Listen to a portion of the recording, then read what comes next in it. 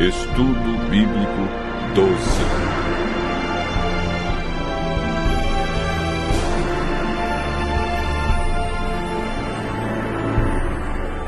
A verdade sobre o juízo.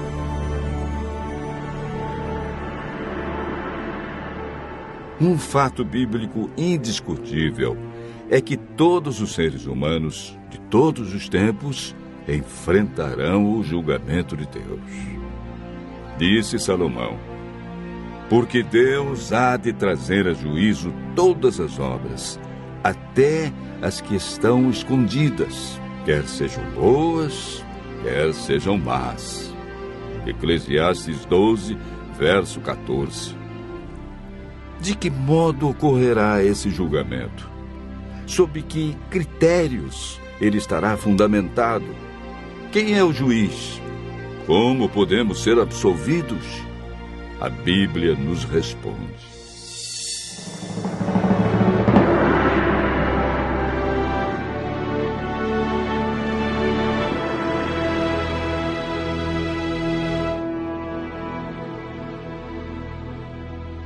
A Bíblia nos deixa claro que a salvação é recebida unicamente pela graça quando aceitamos a Cristo e passamos pelo processo de conversão, arrependimento e confissão dos pecados.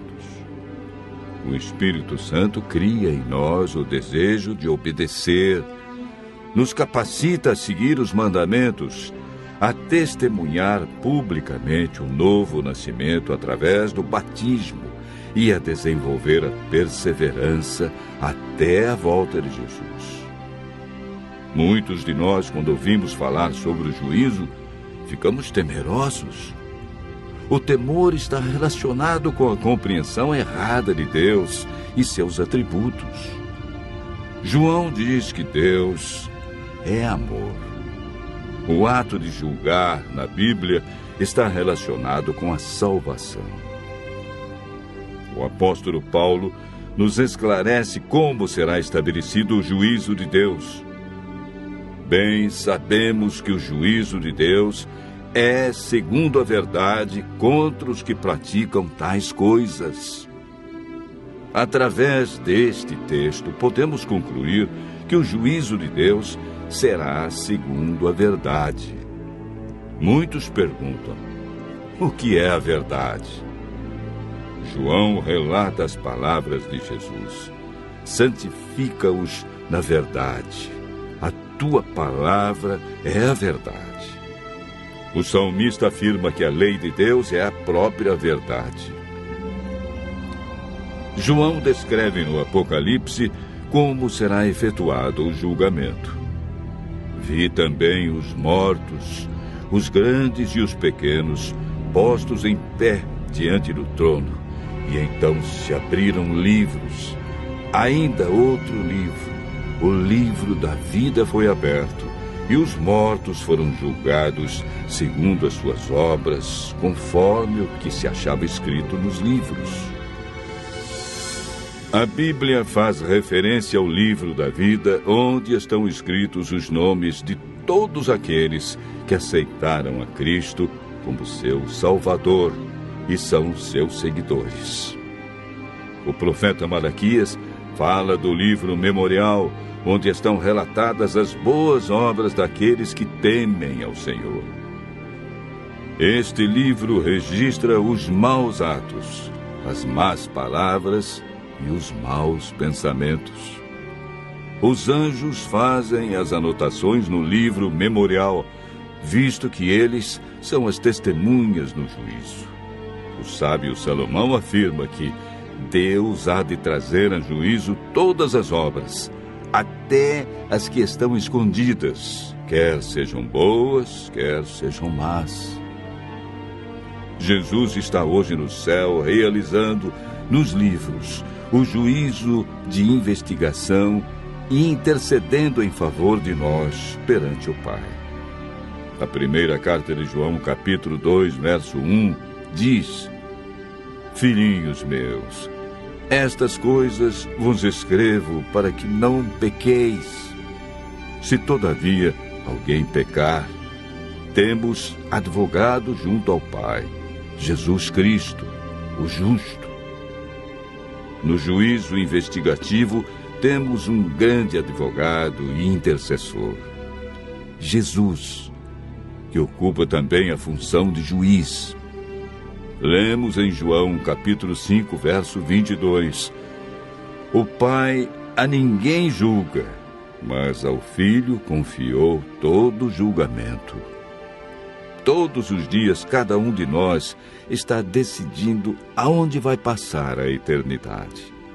Este julgamento deve ocorrer antes da volta de Jesus, pois, de acordo com Apocalipse 22, verso 12, quando ele vier, trará recompensa a cada um.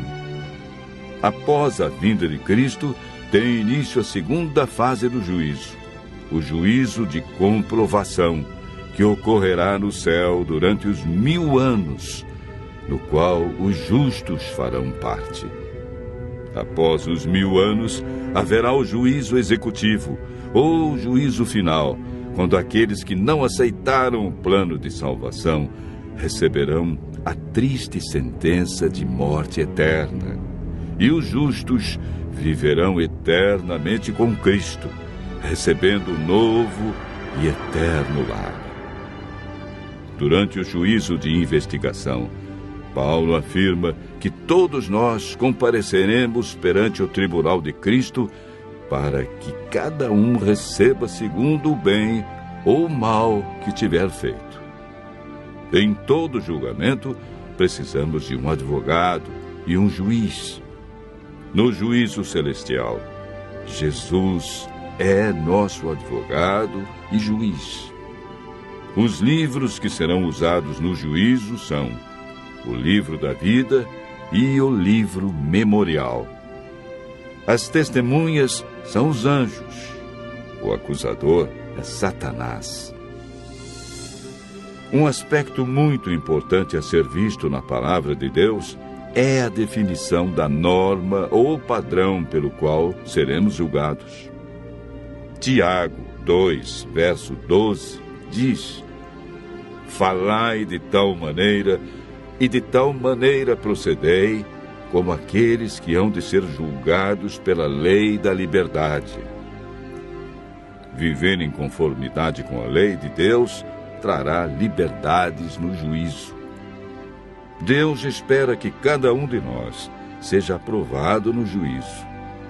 De tudo o que se tem ouvido, a suma é: teme a Deus e guarda os seus mandamentos, porque isto é o dever de todo homem. 2 Coríntios, capítulo 6, verso 2, afirma: eu te ouvi no tempo da oportunidade e te socorri no dia da salvação. Eis agora o tempo sobremodo oportuno. Eis agora o dia da salvação. Hoje é o dia de tomarmos uma decisão ao lado de Cristo, pois Ele nos livrou da condenação do pecado, entregando-se por nós na cruz. Aceite hoje o amorável convite de Jesus. Vinde a mim, todos os que estão cansados e sobrecarregados, e eu vos aliviarei. Tomai sobre vós o meu jugo e aprendei de mim, porque sou manso e humilde de coração, e achareis descanso para vossas almas.